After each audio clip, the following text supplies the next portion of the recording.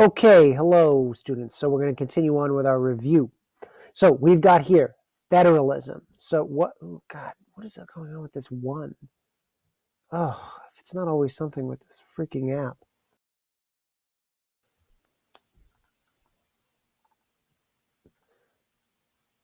All right, so I guess we've just got a 1 here. That's interesting.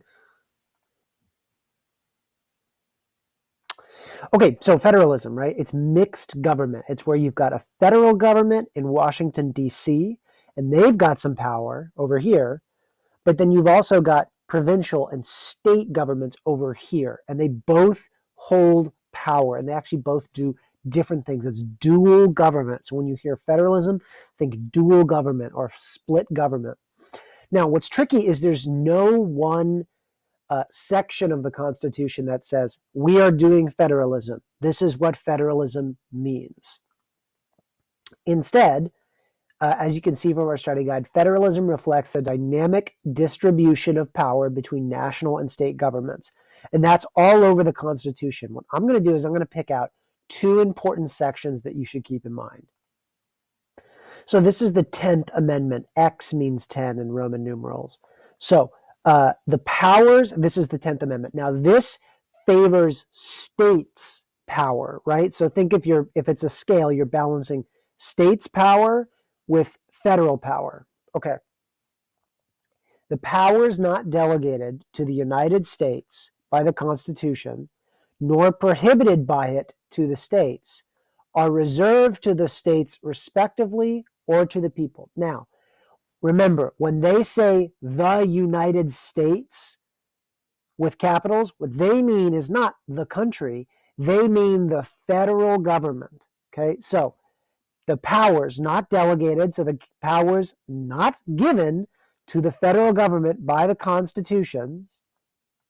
So any power that isn't specifically given to the feds, or any other power that is not prevented by the states nor prohibited by the states. So essentially saying, if the power is not given to the feds, and if it's not banned by the states, that power, whatever that power may be, is reserved to the states and to the people. That's really big, right? So essentially what they're saying is this is a piece of federalism, and what it's saying is that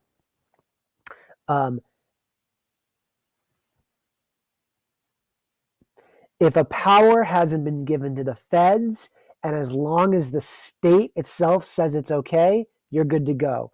So again, a great way of thinking about this is marijuana legalization.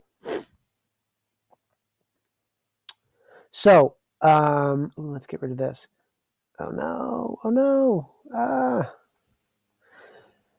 So there's nothing in the Constitution about marijuana or drugs.